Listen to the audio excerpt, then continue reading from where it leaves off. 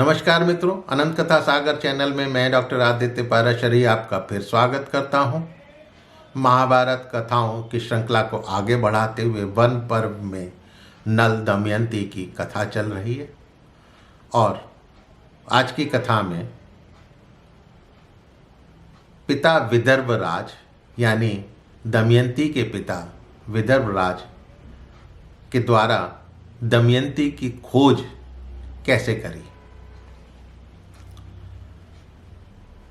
तो ऐसा हुआ कि जब विदर्भराज भीम को ये पता लगा कि भाई राजा नल जो हैं जुए में अपना राज्य धन सब कुछ हार कर जो है वो वन में चले गए हैं, तो और साथ में दमयंती भी चली गई है, तो उन्होंने नल का पता लगाने के लिए बहुत से ब्राह्मणों को इधर उधर भेजा और उनको प्रचुर धन देकर कहा कि आप लोग राजा नल और मेरी पुत्री दमयंती की खोज करें।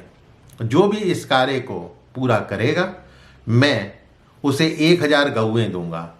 साथ ही जीविका के लिए एक गांव ऐसा दूंगा जिसकी आय जो है वो नगर के समान होगी और कर मुक्त होगी। यदि उसको लाना संभव ना हो तो भी सूचना देने वाले को मैं 1000 गाय तो अवश्य दूंगा।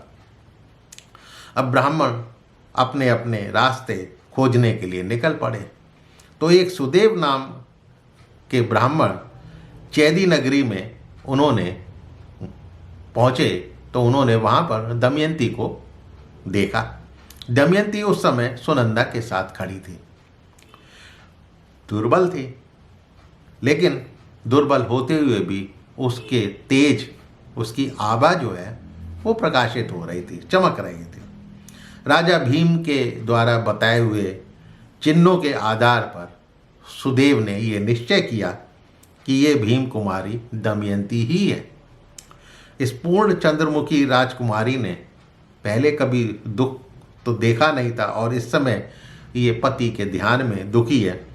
फिर वो ब्राह्मण अपना कर्तव्य निभाते हुए दमयंती के पास पहुंचा और कहा कि विदर्भ राजकुमारी, मैं तुम्हारे भाई का प्रिय सखा सुदेव हूँ। महाराज भीम की आज्ञा से तुम्हें खोजता हुआ यहाँ पर पहुँचा हूँ।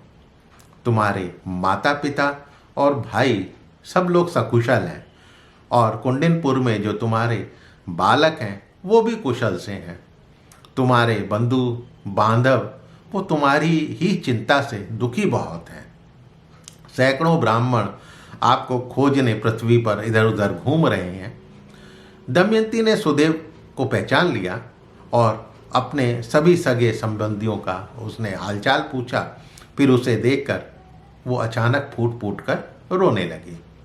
दमयंती को एकांत में सुदेव से बात करते हुए और रोते देखकर सुनंदा शोक से व्याकुल हो गई। उसे लगा कि पता नहीं क्यों रो रही है।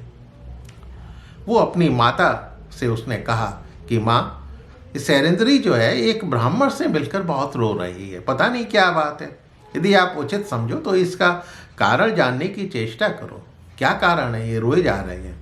तब वो राजमाता उस स्थान पर गई जहाँ पे वो ब्राह्मण के साथ दमयंती खड़ी हुई थी।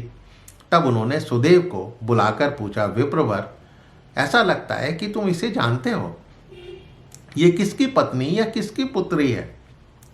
ठीक ठीक से विस्तार से बताओ। तब सुदेव ने पूरा वृत्तांत बतलाना शुरू करा और कहा कि ये निषद राज नल की पत्नी है और विदर्भ राज भीम की पुत्री है। इसका नाम दमयंती है।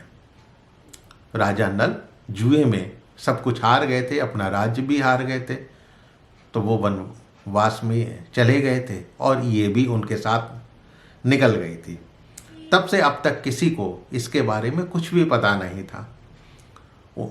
अनेकों ब्राह्मण इसे ढूंढने में लगे हुए हैं। आज आपके महल में ये राजकुमारी मुझे दिखाई दी तो मैं यहाँ पर चला आया।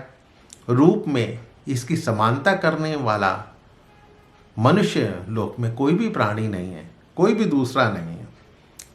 और इसकी दोनों भौओं के बीच में एक जन्मजात तिल है, विधाता का निर्मित तिल। जन्म से पैदा होते ही एक उनका तिल था। ये तिल ऐश्वर्य का प्रतीक है। मैंने वो चिन्ह देखा है। यद्यपि दमयंती का शरीर मैला है, इसलिए वो चिन्ह जो है ठीक से दिखाई नहीं देता, लेकिन उसी चिन्ह के द्वारा मैंने इसको पहचाना। सुदेव की ये बात सुनकर सुनंदा ने दमयंती का मुंह धो दिया, उसका हाथ मुंह अच्छी तरह से धुलवा दिया, तो वो चिन्ह जैसे बादलों में से चंद्रमा दिखाई देता है, वो प्रकाशित हो उठा, दिखाई देने लगा। अब ये देखकर सुनंदा और राजमाता दोनों रोने लगे और दमयंती को हृदय से लगाकर स्तब्ध दोनों खड़ी रहीं। राजमाता ने कहा, तुम मेरी बहन की पुत्री हो, इस चिन्ह के कारण मैंने भी तुम्हें पहचाना। अरे सुंदरी, मैं तुम्हारी माता, दोनों दशार्ण देश के स्वामी महामना राजा सुदामा की पुत्रियां हैं। तुम्हारी माँ का विवाह राजा भीम के साथ हुआ था और मेरा चेदीराज वीरबाहु के साथ। तुम्हारा जन्म दुशार्ण देश में मेरे पिता के ही घर पर हुआ था और मैंने अपनी आंखों से देखा था। आज से जैसे तुम्हारे पिता का घर है, वैसे ही ये मेरा घर है। दमयंती, ये सारा ऐश्वर्य तुम्हारा है। तब दमयंती ने प्रसन्न हृदय से अपनी मौसी को प्रणाम किया और कहा, माँ, यद्यपि तुम मुझे पहचानती नहीं थी, लेकिन तुम्हारे यहाँ मैं बड़े सुख से रही हूँ। तुमने मेरी इच्छा अनुसार मेरे लिए सारी सुविधाएं कर दी और मैं सुरक्षित रही। और अब यदि मैं यहाँ पर रहती हूँ तो मेरे लिए और सुखदायी रहेगा, परंतु बहुत दिनों से प्रवास में भटक रही हूँ। अतः माताजी, मुझे आप विदर्भ जाने की आज्ञा दें। मैंने अपने बच्चों को पहले ही कुंडनीपुर भेज दिया था। पिता से तो उनका वियोग हो ही गया था, मुझसे भी बिछुड़ गए थे और बहुत दिन हो चुके हैं। माँ, यदि मेरे लिए कुछ करना चाहती हैं तो आप मेरे लिए शीघ्र ही किसी सवारी का इंतजाम कर दें, ऐसी व्यवस्था कर दें कि मैं सुरक्षित विदर्भ जल्दी से जल्दी पहुँच सकूँ। तब मौसी ने दमयंती को पालकी पर बैठाकर विदा किया। रक्षा के लिए एक बहुत बड़ी सेना साथ में कर दी और खाने पीने की अनेकों आवश्यक सामग्रियों की व्यवस्था कर दी। वहाँ से विदा होकर दमयंती 2 दिन में ही विदर्भ की राजधानी जा पहुँची। उसके आगमन से सभी बंधु बांधव बड़े प्रसन्न हुए और उसका स्वागत सत्कार किया। दोनों बच्चों, माता पिता और सखियों के सकुशल देखकर दमयंती ने देवताओं और ब्राह्मणों का पूजन किया। राजा भीम बड़े प्रसन्न हुए और सुदेव को 1000 गाय, 1 गांव और धन देकर विदा किया। अब आगे हुआ क्या, अगले एपिसोड में धैर्य रखकर थोड़ा सा प्रतीक्षा कीजिए। हाँ, मेरे चैनल को सब्सक्राइब करना मत भूलिएगा और कथाएं पसंद आ रही हो तो अपने इष्ट मित्रों से इसको शेयर अवश्य कीजिएगा। मिलता हूँ अगले एपिसोड में कथा को आगे बढ़ाते हुए। तब तक के लिए नमस्कार।